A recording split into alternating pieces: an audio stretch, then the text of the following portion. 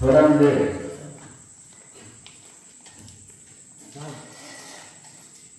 வஸ்ரேன வஸ்திராதானம் அகம் சம்ரததே.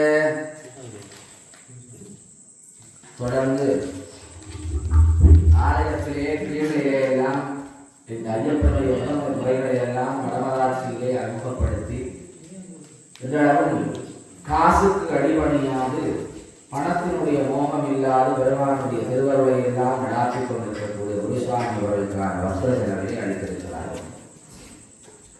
இந்த கிரியைகளிலே பங்கு பெற்றக்கூடிய உதவி ஆசாரிய பெருமக்கள் அத்தனை பேரும் இவ்விடத்திலே உட்காரமான இந்த நாளைய தினம் தசதரிசனத்திலே சித்த அதாவது யோகிகளினுடைய சார்பாக தசதரிசனத்திலே கலந்து கொள்வதற்காக வருகின்றக்கூடிய ஸ்ரீ ஸ்ரீ திருநூற்று சித்த சுவாமிகள் அவர்களுடைய திருப்பாதார விண்ணங்களை பணிந்து இந்த இடத்திலே வஸ்திரத்தை சமர்ப்பிக்கிறோம்.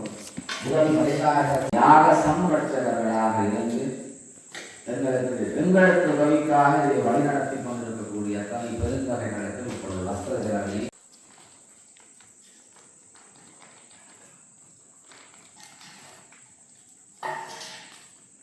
வஸ்திரதானேன அகம் சம்பிரததே.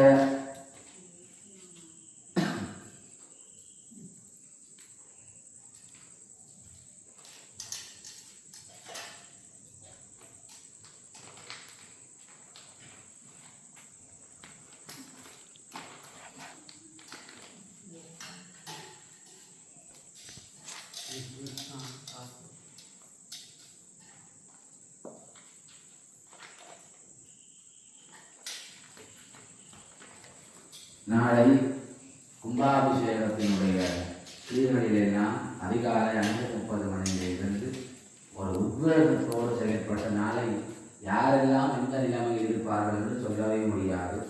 முகூர்த்த நேரத்திலே மூலாலய பிரவேசம் செய்ய வேண்டும், கும்பாபிஷேகம் பண்ண வேண்டும். அந்த பக்குவமாக அந்த கலசத்தை கொண்டு போய் மூலாலயத்தில் சேர்க்கும் அளவுக்கு எங்களுடைய ஹிருதய துடிப்பு மிகவும் துடித்து கொண்டுதான் இருக்கும். ஏனென்றால் ஒவ்வொரு விஷயத்திலும் அவ்வளவு கச்சிதமாக ஆற்ற வேண்டும். அதனாலே நீங்கள் எல்லாம் அடுத்த வேலை என்ன என்று நினைத்து சிந்தித்து இந்த வேலைகளை எல்லாம் செய்ய வேண்டும் என்று சொல்லி தொடர்ந்து பெருமானுடைய திருவருளினாலே நான் இந்த கும்பாபிஷேகம் மகா கும்பாபிஷேக பெருஞ்சாந்தி விழா இனிதே நிறைவுக்கு வரும் என்ற சந்தோஷத்தோடு ஒரு விடயத்தை சொல்லி முடிக்கிறேன். நீங்கள் எல்லாம் மனதிலே சிந்திக்கலாம். 5 நாள் கிரியைகளை அமைத்து வரும் 6-7 பேரோடு நாங்கள் ஒவ்வொரு நாளும் கிரியைகளை செய்கிறோம் என்று இந்த இடத்தில் நீங்கள் வெறுமனை 7 பேர் மனித சுரூபமாக மட்டும் இருக்கிறீர்கள். இந்த யாகத்திலே அழைத்திருக்கக்கூடிய 30 தேவர்கள், அதை சார்ந்து வந்திருக்கக்கூடிய திரியசத்கோடி தேவர்கள், அதாவது 300 லட்சம் தேவர்கள், அதை தொடர்ந்து தேவ கணங்கள், ஐயப்பனுடைய பரிவார கற்பஸ்தான பரிவார தெய்வங்கள் எல்லாம் இந்த இடத்திலே அந்தந்த ஸ்தானங்களிலே இருந்து நீங்கள் செய்கிற கிரியைகளை பார்த்து கொண்டிருக்கும். அதனாலதான் இவ்வளவு நேரம் 5 பேருக்கு நாங்கள் கவிட்டு கொட்டிவிட்டு முடிக்கலாம். ஆனால் அவ்வளவும் செய்ய வேண்டும் என்ற எண்ணத்தோடு செய்வதற்கு காரணம் ஒவ்வொரு கிரியையும் சிவகணங்கள் அவதானித்துக் கொண்டிருப்பதனாலே சிவகணங்களுக்கு அதிருப்தி ஏற்பட்டால் எங்களுக்கு தோஷம் ஏற்படும்.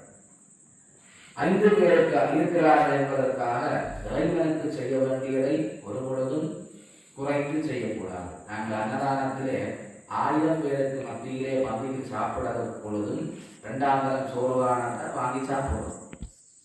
அதே மாதிரி வீட்டை தனியிருந்து சாப்பிடுவீங்க, பசித்தாவளாவது சாப்பிடும் தானே. அதை போலதான் கிரியைகள் யார் இருக்கிறார்களோ இல்லையோ அக்னியிலே அவ்வளவு கிரியையும் மனதிடத்தோடு செய்தல் வேண்டும்.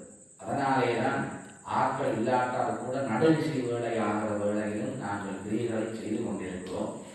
எல்லாம் வல்ல பார்வதி பரமேஸ்வரனுடைய திருவருள் உங்கள் அனைவருக்கும் சித்திக்க வேண்டும் என்று ஓம் நம பார்வதி பதவே.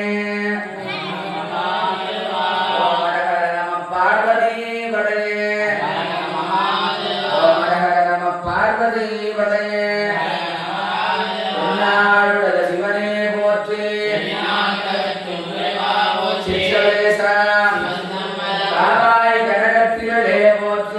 கைலை மலையானே போற்றி போற்றி கூடலஞ்ச குருமணி போற்றி ஆடகமதுர அரசே போற்றி ஓம் சுவாமியே லோகா சமஸ்தா சுகினோ பவந்து நமஸ்கரின் மங்களா நீரும்